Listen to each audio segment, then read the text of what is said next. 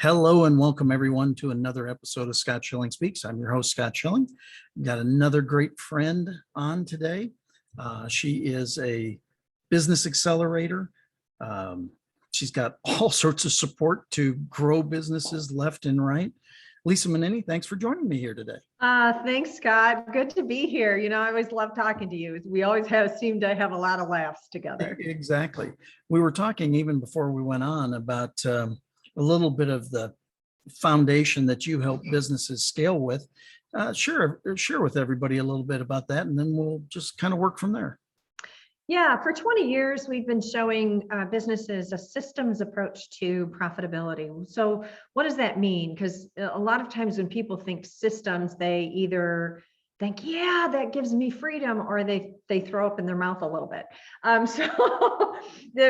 But what it is really a different way of thinking about how to scale your business in alignment with who you are and what the company's contribution is in the world.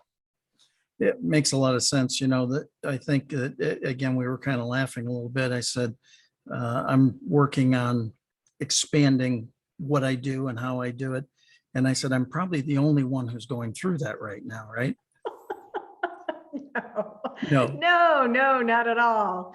The pandemic hasn't changed anything, right? Right. Well, what I think the pandemic has done for a lot of businesses, it has revealed how fragile their business model was, and how exposed their business model was, because they didn't develop what we call the three types of revenue: the recurring, passive, and leveraged revenue in the business, or they didn't expand their portfolio enough to support that. Say they focused in one specific industry and that industry goes bust, and then they find their book of business is dwindling. So then they're scrambling because they don't have enough diversification in their portfolio. Yeah, absolutely. I did my first live presentation back in April to real people in a seat. It was amazing. And I said, by a show of hands, how many of you designed in a worldwide pandemic into your business plan for 2020? And it must have been a shy group. Nobody raised their hand. Right. So how do you go in such an uncertain market and work to gain some certainty with your business? Yeah. That's interesting. One of the key pieces that we look at in our systems approach, one is mastering your inner entrepreneur, your inner self. Two, and it does involve understanding your human wiring, understanding your belief systems, and understanding your preferred client profile. The second is systematizing and monetizing. But the third piece of this is executing what we call your business blueprint. We have what's called the acceleration app. It's actually a blueprint for what's happening. So the very first thing that we did with all of our clients when the pandemic hit, it's like, okay, now we have this unexpected thing that's happening. A lot of, navigating the cloud of ambiguity. That's, a chapter in my book that I've called, we're all going to go through this cloud of ambiguity, and it's going to look different. So what are your goals? What are your objectives? And how do you need to shift them? What do you need to do? So it put them from, I don't know what's going to happen, to, okay, I had a plan. Now let me look at the plan and see what we need to change. So it put them in the driver's seat of making the decision. So it wasn't so scary for them because they initially did have a plan.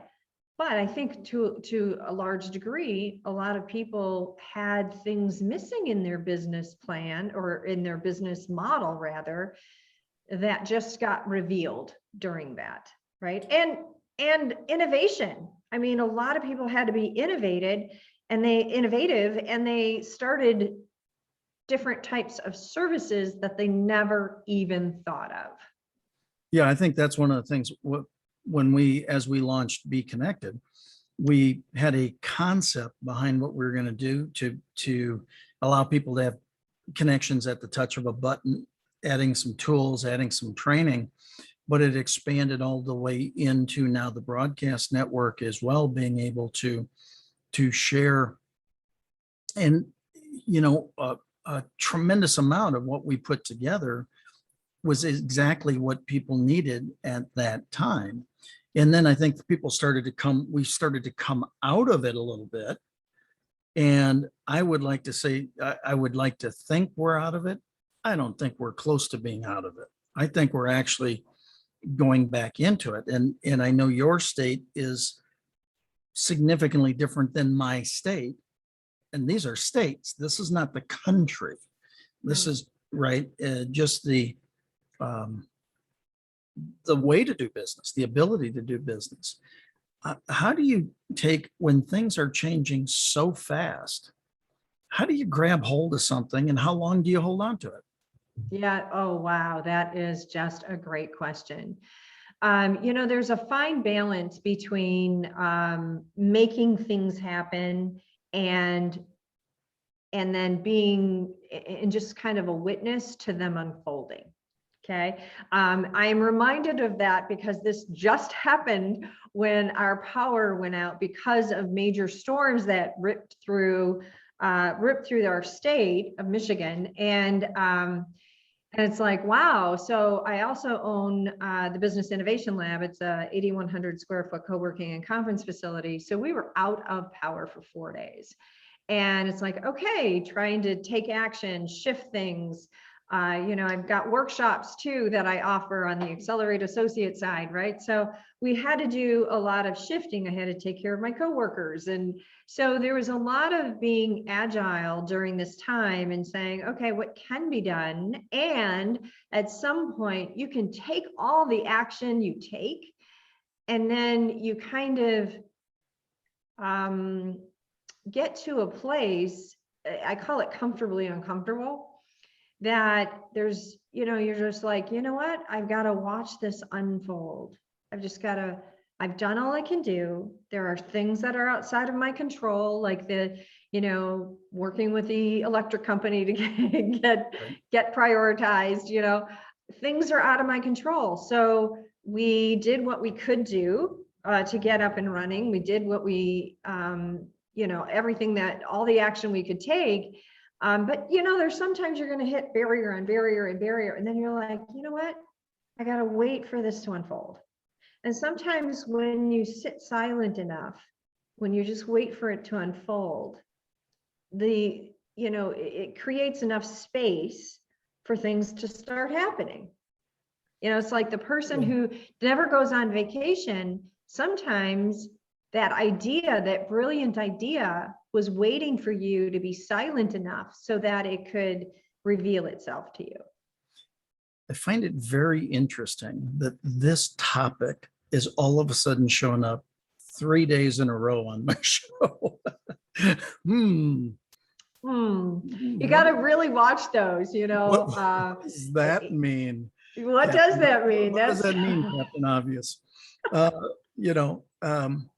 I think it's interesting. We went through that down here in Texas with the winter storm, with Snowmageddon that we had down here that was just unthinkable on top of the pandemic and everything else, just craziness. All your pipes froze. I mean, there were just things that, and the infrastructure was not built for you guys to have, the cold weather that you had, right? I mean, the infrastructure, how houses are built here in Michigan, it's a different thing. They wrap the pipes and things like that. They actually have insulation. That's right. Yeah, right. Novel concept, right? From that side. So, again, I know that you specialize in human wiring. Yeah. Now, what is human wiring? Yeah, I think sometimes people think that they kind of collapse human, the behaviors and personality and oh yeah, that's their personality. Actually, this is distinct. Human wiring, behaviors, and personality are all three distinctions. And when we talk about human wiring, it's really a nature versus nurture conversation. And here's what I mean. You don't behave the same way that you did when you were 18, right? And the reason you don't is because of all the nurturing things, the experiences, the relationships you've had, the education, right? So all of those things shaped your behaviors. But human wiring goes one step deeper. When you're born, your neural pathways in your brain are developing, and it's saying, how does this person best create ideas? How does this person process thought? What is the environment in which they best thrive? And how much certainty and information do they need for effective decision making? Now, we can measure this through something called psychometrics, and how an assessment, and there are a lot of valuable assessments out there, but Sure. how the assessments are administered matters in getting to the natural impulse, the natural human wiring, what we call human wiring distinction. And so by that, we can say, you know, this is the environment in which you best thrive. This is how you can create ideas. And when people understand this and know this, there's several things that start to happen. I often say, when you can deliver the communication the way the other person wants to receive it, it's the highest form of honoring that other person. Totally agree with that, for sure. And what happens though is when you, and I know you're a huge sales expert, and you know, a lot of times people are naturally drawn to sales because they get that face-to-face interaction. They get the wins through commission sales. And we've noticed that there's certain elements that are present for people that love that type of environment. The flip side of that is, you know, sometimes they want to persuade people into something, when in fact what they end up doing is they end up losing a sale. Why? Because something as simple as they keep talking when they get what we call the blank processing stare, right? Somebody's just staring at you with a blank stare. That's an indication, actually, the other person is an internal processor. They need silence from you, not to keep talking. They need silence from you when you see that blank processing stare to process what you've just said. So when people start to understand the cues that people give them, they can honor the other person by just small adjustments in their communication that can make a whole world of difference in that communication with the other person. Yeah, I love that. And it's also true. You know, as a sales trainer and as a sales professional myself, I have said many, many times, I don't ever want to sell you anything, but I always want you to buy a lot from me. Therefore, it's my responsibility to create that environment for you to buy. In other words, it's my responsibility to get you comfortable with the features, advantages, and benefits of those products, goods, and services. How are they going to serve you? I'm irrelevant in the process, really. It's how is this going to provide you the solution? We were talking about it yesterday in a call I had. I said, people so overcomplicate the whole sales process. It's 4 words: identify problem, provide solution. That's all it is. And what unfortunately far too many people do is they don't identify the problem. Mm-hmm. They try to take whatever they have and fit it into whatever they think the problem is, as opposed to truly finding out what the problem is. Yeah, and I think you probably see this too, Scott, is people are very attached to the outcome. Yes. And being slightly unattached to the outcome can make a world of difference in the trust and the space you're creating between you and your prospect. And I think a lot of times people, so goal driven on their goals, they forget, oh, I'm speaking to a human being here. Yeah, exactly. And what really matters is that they are, they feel good about what they're buying. Well, I think you said something very important there. And I talk often about people do business with those they know, like, and trust. Assume if they don't know you that they don't like you, and assume if they don't like you, they don't trust you, but they have to trust you to do business. So how much of the other person's ability to give that trust, in other words, allow trust, is in their hardwiring, or is that something that they just kind of pick up along the way? No, actually, that's a really great question. No, there are some people that are innately wired as they're innately skeptical based on their human wiring. So they're going to ask a lot of questions. What they're doing though, is they're looking at what barriers are in the way. And they're trying to remove all of the barriers that are in the way so that they can make the decision. But some people are just naturally wired as innately skeptical. So if that is your prospect, it's really important that you're exact when you're saying things. So, and I'll give you just some really great examples here, but if something is, $10, say it's $10, or if it's $9.95, say it's $9.95, don't say it's around $10, right? Because they're looking for precision. Are you your word? Do you follow up? Like, all of those things denote trust for them, especially if they're innately skeptical by their nature. Yeah, I don't think there's any doubt about that. If you say you're going to call it 2:00, call it 2:00. Don't call it 2:04 or, things like that. Totally agree. I just think that it's the whole trust piece is such a big piece in business today. And quite frankly, our world. I had this conversation earlier today that,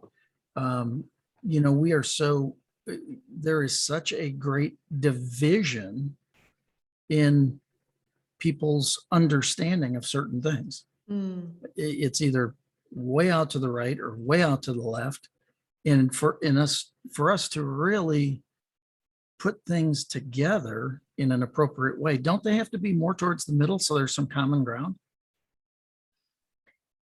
Well, I think we've forgotten what it means to be human. Good point. And we see only our viewpoint. And a lot of times, with people on social media, it's a lot easier to throw, or even email for that matter, just to throw it right back to someone or get a dig in. But really, I mean, it's just making, you're trying to be right about something or look good or not look bad. And, that flies in the face, that's inauthentic, really. Yes. It's really inauthentic. Just really getting an understanding that if you have if you have a point of view, right, just be very authentic in what your point of view is, and understand that the other might have a point of view. The interesting thing is we've gotten so accustomed to, the bullet points, the heading, headlines, that we forget to dive deeper and really have questions and being curious about things. We've gotten such the point of being right and making sure we're right, instead of being curious about, I'm curious about your viewpoint on this. Tell me more. We kind of live in a soundbite society. Yeah. It's this soundbite that somebody grabs onto and says, here's where it is. I agree with you. I think, from a sales perspective, I think one of the things that we've lost in business is the art of creating curiosity. Getting people to want what we have, or want to hear what we're willing to say. There's this, it's almost, I'm out on you, period. As opposed to, like you say, asking the questions, creating the curiosity, wanting to really dig into it. How do we get that back? I think number one is being curious. like being the very thing and embody the very thing that you want to see in your life. So if you want others to be in integrity with their word, look at yourself. Are you in integrity? And what I mean by integrity, not the moral sense of integrity, but rather, are you your word? Do you say to somebody you're going to call them at 2 and you don't call them at 2, or whatever that time is. So if we want to see, if we want the arguments to stop, if we want people to be more open-minded, we've got to be that first. And then we open up the conversations for others.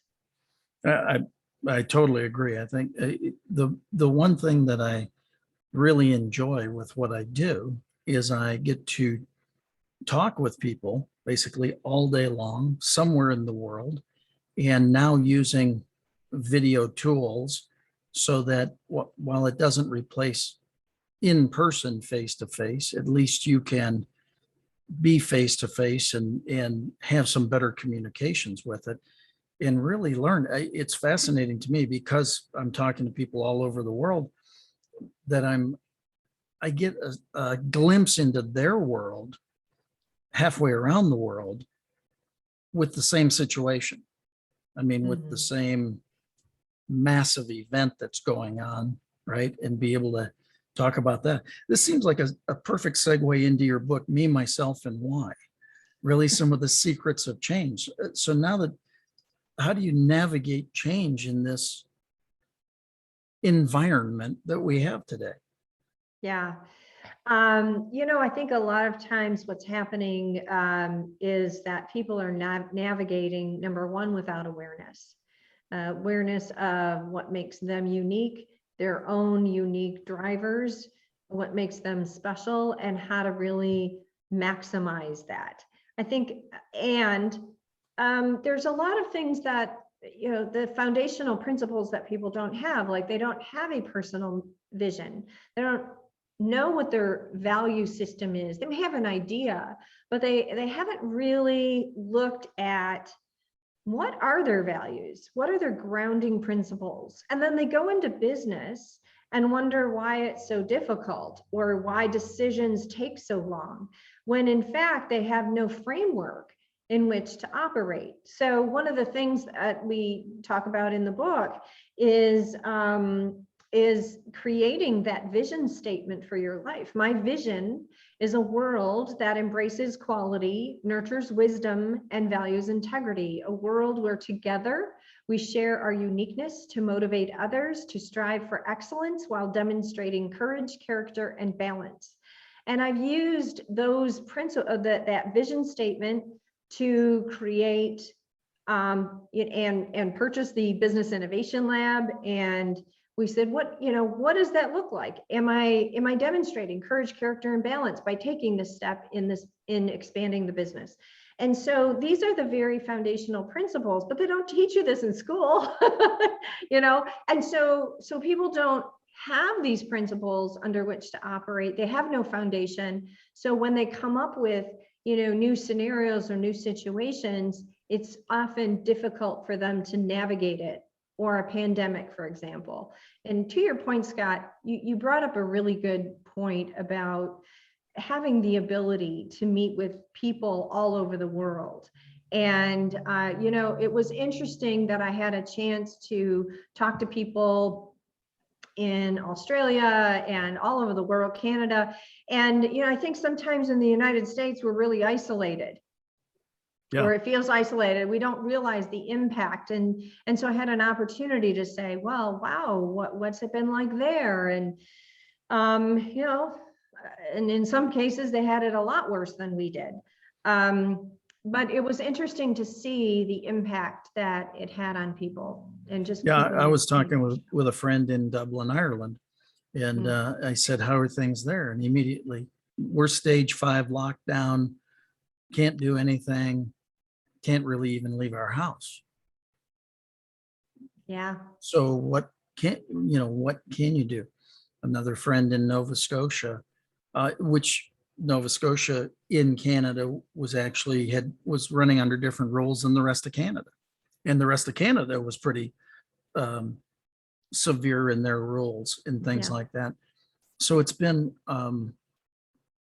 very interesting to, again, work towards. I think it's been a great time, if you've taken the opportunity to become more empathetic in your business and more compassionate in your business approach. If you've taken the opportunity to do that, because the need for it sure seems to be there, right? Like you say, some people are hurting far more than you may know. Yeah, and I think it's given us a new way of looking at work. You know, before, I think the assumption was made, you have to be in a corporation, you have to come to work, you have to, you know, commute an hour and a half to get there and back. And now people realized, wow, look at all these jobs that can actually be done at home. And companies are getting savvy to that. Like, wow, now though, it's revealing something different. Like, how do we now, you know, some of the work we do is cultural work, company culture work. Well, now you've got a remote workforce. So how do you create a company culture with virtual? Yeah, totally different challenge for sure. I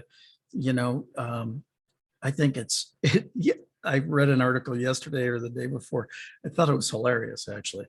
They said people are so zoomed out, they're actually going back to their phones and having calls. Oh, yeah.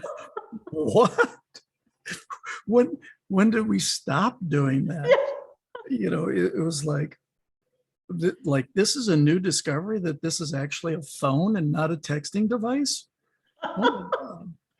It was like, well, that's stunning. And one of the modules that I teach on communication is the 1977 study at UCLA on 7% of the communications being the word, 38% the tonality, 55% the physiology, meaning that the words are the smallest part of it. And so when we text, we can get the words wrong.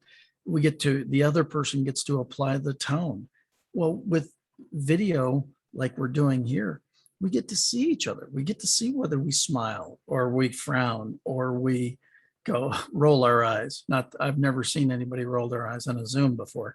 That never happens. Like, Never. oh, Yeah. they just did on that statement right there. So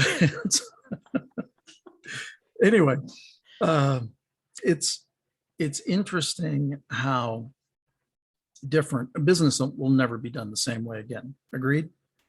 Yeah, I think I think it has shifted things. I mean, we are with our workshops, we've continued to be hybrid. So we not only have people in the room, but then we also have people online. So I think what you're going to see, and I predicted this even last year, you're going to see technology advances. I mean, if you just look at Zoom, they're adding some new features, and I really think you're going to start seeing a lot more technology that has up to this point only been seen in science fiction movies. I don't think it's out of the realm of possibility for us to have events, but that we have, what was it on the Starfleet? They had one of those, what was it called? That you went into this one room and, it was all virtual, but Yeah. it seemed real. The holodeck, that's what it is. So I think we're going to start seeing more of that. Technology you're going to see, because we're going to see advancements in hopefully see advancements in not only technology but healthcare, and the way that people meet. I think a lot of people realize that travel doesn't need to happen, that a lot can be done remotely, although it is coming back now. But I think you're going to see a lot more technology advancing, and the way that people meet is going to be different because of it. Yeah, totally agree with you there. I think on the travel side, what just hit me kind of intuitively is that pleasure travel will probably increase to go see destinations and things like that. But as far as business is going, people have looked at their bottom lines and their balance sheets and said, we just got rid of $200,000 worth of airfare. Let's not put that back in the budget, and I think there's still a tremendous number of changes coming to business for sure. So, well, it's amazing that we're through our time. How about one last little bit of wisdom, and then let everybody know how they can get a hold of you? Yeah.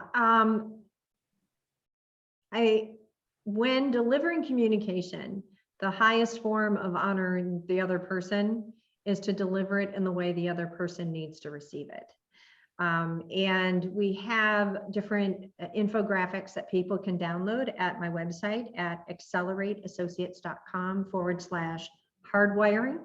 And that's accelerate, EXCELLERATE associates.com/hardwiring. And really neat infographics and even how to write an email. So no matter how a person's wired, they'll actually read your emails. That would be valuable right there. Valuable, yes. Awesome. Well, thank you all for joining us here at Scott Schilling Speaks. I'm your host, Scott Schilling. We'll see you again tomorrow, same time. God bless.